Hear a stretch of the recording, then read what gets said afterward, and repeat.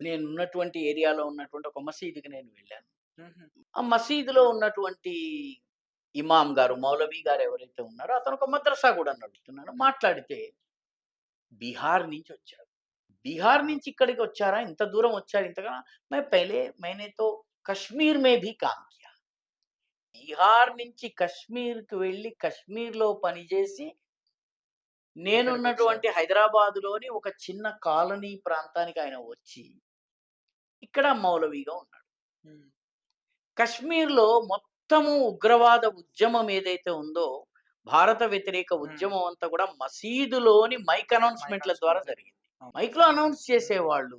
రాలీవ్, గలీవ్, జాలీవ్ సరే. అంటే హిందువులు పారిపోయారు. లేకపోతే పోలీసులొస్తున్నారు హ్మ్. కొట్టండి అంటే రాళ్ళు స్టోన్ బెల్టింగ్ విసిరారు. జరిగింది. శుక్రవారం, శుక్రవారం రాళ్ళు విసిరేటటువంటి ఉద్యమం జమ్మూ హ్మ్. కాశ్మీర్‌లోని కశ్మీర్ వ్యాలీలో జరిగింది. మసీదులోని అనౌన్స్‌మెంట్‌ల ద్వారా. నిన్న మొన్న సంభల్‌లో జరిగింది కూడా మైక్ అవును. అనౌన్స్‌మెంట్‌ల ద్వారా జరిగింది. యెస్. ఇవన్నీ కూడాను బీహార్ నుంచి కశ్మీర్, కశ్మీర్ నుంచి హైదరాబాద్. హైదరాబాద్, హైదరాబాద్ నుంచి ఆయన సిద్దిపేటకెళ్లారని తెలిసింది నాకు. హ్మ్. ఈ చిన్న చిన్న మూవ్‌మెంట్స్ ఏవైతే ఉన్నాయో వీటిని ట్రాక్ చేయాల్సిన అవసరం ఉంది. స్వచ్ఛంద సంస్థల రూపంలో చాలా. జరిగేటువంటి యాక్టివిటీస్‌ని ట్రాక్ చేయాల్సిన అవసరం ఉంది. ప్రభుత్వం కూడా దీన్ని హ్మ్. చూడాల్సినటువంటి అవసరం ఉంది.